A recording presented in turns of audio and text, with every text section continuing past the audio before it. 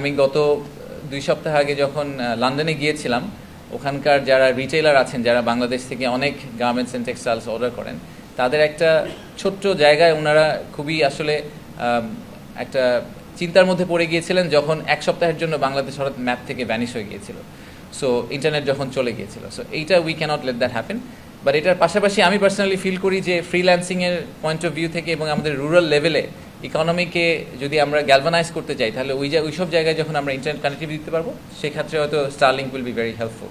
তো এটা নিয়ে আমরা অনেকগুলো সংস্থাই একসাথে স্টারলিংকের সাথে কাজ করছি, আপনারা জানেন। তো আমরা ডেমো ডে হিসাবে 9 তারিখে আমরা স্টারলিংককে ইউজ করব।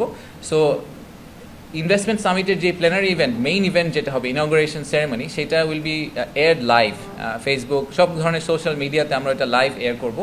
এবং বাট ইনগ্রেশন সেরেমনি ওই প্রেমিসটা ইন্টারকন্টিনেন্টাল হোটেল 9 তারিখে will be powered by Starlink. So যারা ওখানে যাবেন এবং যে প্রোগ্রামটাকে এয়ার করা হবে পুরাটাই আমরা স্টারলিংক দিয়ে আসলে এয়ার করার চেষ্টা করব। সেটা আমাদের ফার্স্ট টেস্ট কেস বা ডেমো ডে হবে।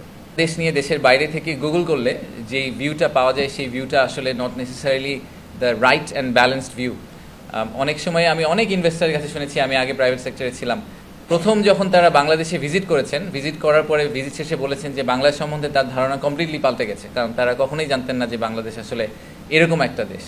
তো তাদেরকে আসলে বাংলাদেশে ফিজিক্যালি ল্যান্ড না করালে তাদেরকে আমাদের জেনুইন ভিউটা দেওয়া খুব ডিফিকাল্ট। বাংলাদেশ পারফেক্ট এটা আমরা কখনোই বলিনি যে বাংলাদেশে সব কিছু একদম ঠিকঠাক, বাট বাংলাদেশ যেরকম সেরকমটা ওনাদের আসলে ক্লিয়ারলি জানা দরকার। সেটা জানতে হলে ওনাদেরকে ফিজিক্যালি আনতে হবে। তো সেটাই আমাদের টার্গেট, যে ওনাদেরকে এনে আমরা জেনুইন ট্রু ফিলটা দিতে চাই, যাতে ওনারাও আবার এই দেশ থেকে ফিরে গিয়ে ওনাদের কলিগ, ওনাদের বন্ধুবান্ধবকে বাংলাদেশের এই সত্যিকারের যে গল্পটা, এই গল্পটা বলতে পারেন। আর এখান থেকে আমরা আশাও করছি যে একটা সুন্দর পাইপলাইন তৈরি হবে ইনভেস্টমেন্টের। সেই পাইপলাইনটাকে আমরা বিডা থেকে খুব সিরিয়াসলি ট্র্যাক করব এবং ট্র্যাক করে চেষ্টা করব সেই পাইপলাইনগুলো মেটেরিয়ালাইজ করে বিনিয়োগ বাড়ানোর জন্য। বিনিয়োগ আপনি যদি এভাবে চিন্তা করেন যে আমাদের জুলাই আগস্টের ইভেন্টের পরে বিনিয়োগ, তার আগ থেকেই কিন্তু বিনিয়োগ একটু নিম্নগামী ছিল। আমরা এটা অনেক দিন ধরেই জানি যে আমাদের ইনফ্যাক্ট আমাদের টোটাল এফডিআই নাম্বারটা তো আমাদের জিডিপির তুলনায় খুবই ছোট। ওটা হওয়া না হওয়া অলমোস্ট একই রকম কথা। $1 বিলিয়ন নিচের একটা এফডিআই একটা বছরে I don't think it actually makes a big dent to the country's economy anyway. তো এই জায়গাটাতে আমাদের আসলে এটা আরও 10 গুণ হওয়ার কথা ছিল আমাদের ইকোনমি সাইজের জন্য। তো সেইটার আমরা একটা টার্ন অ্যারাউন্ড কি দেখতে পাবো এই মাসে টার্ন অ্যারাউন্ড দেখতে পাবো কিনা এটা আপনাকে আমি একদম অ্যাসার্টেন করে বলতে পারি না। হয়তো গত বছরের চেয়ে এই বছর বিনিয়োগটা বেটার হবে, এই বছর গত বছরের চেয়ে 10 গুণ হবে কিনা প্রবাবলি না, কারণ এটা একটা স্লো মুভিং কার্ভ। আমাদের ইনভেস্টারদেরকে একটা কনস্ট্যান্ট কনফিডেন্স দিতে হবে। ওভারনাইট তো ইনভেস্টমেন্ট ডিসিশন নেন না, তারা একটা সময় ধরে ডিউ ডিলিজেন্স করে ইনভেস্টমেন্ট ডিসিশনটা নেন। তো ওনারা যদি এখন থেকে ডিউ ডিলিজেন্স করা শুরু করেন, আমরা আসলে যেটা করতে চাচ্ছি এই সামিটের থ্রুতে, যে আমরা একটু জেনুইন লিড জেনারেট করতে চাচ্ছি, যে যাদেরকে আমরা বলবো যে দেখেন আমরা এই জুলাই আগস্টের পর থেকে ইনভেস্টমেন্ট ক্লাইমেটকে ইমপ্রুভ করার জন্য এবং একটা লেভেল প্লেইং ফিল্ড তৈরি করার জন্য আমাদের বিদেশি ইনভেস্টরদের এই চেঞ্জ আমরা এনেছি, এই রিফর্ম আমরা করছি। এবং সেই কারণে আমরা মনে করছি যে বাংলাদেশ একটা বিনিয়োগ গন্তব্য হিসাবে আগের চেয়ে অনেক বেটার একটা ডেস্টিনেশন।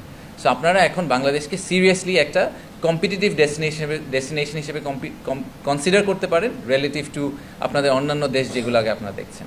আপনার ওয়ান স্টপ সার্ভিসের পয়েন্টটা খুবই ভ্যালিড। আমরা এটা নিয়ে আপনি জানেন যে আমরা কাজ করছি। যেরকম আমরা অনেকগুলো আইপিএকে মার্জ করার ডিসিশন নিয়েছি, যাতে বাই ডিফল্ট আপনাকে যদি আপনি জমি খুঁজলে যদি আপনাকে একবার বেজায় যেতে হয়, একবার হাইটেক পার্কে যেতে হয়, একবার বেবসায় যেতে হয়, there already is a problem. So এই 3টা অর্গানাইজেশন সেপারেট থাকার যেরকম কোনো দরকার নেই। এরকম আমরা বলছি যে অনেকগুলো ইনভেস্টমেন্ট প্রমোশন এজেন্সিকে আমরা একটা এজেন্সি করবো, যাতে ওনারা একটা জায়গায় আসতে পারেন। আমরা একটা রিলেশনশিপ ম্যানেজমেন্ট মডেলের কথা বলেছি আপনাদেরকে।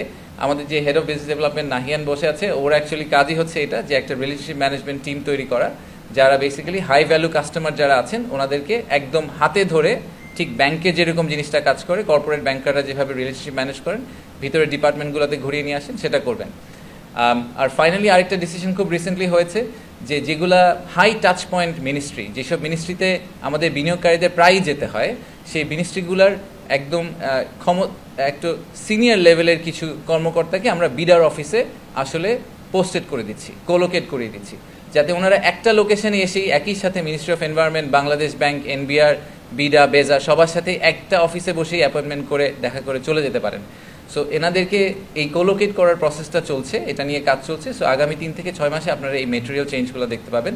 সেটার মধ্য দিয়ে আশা করছি যে আসলে জেনুইন ট্রুলি যে ওয়ান স্টপ সার্ভিসের কথা আমরা সবসময় ইনভেস্টরদেরকে বলি সেটা আমরা প্রোভাইড করতে পারবো।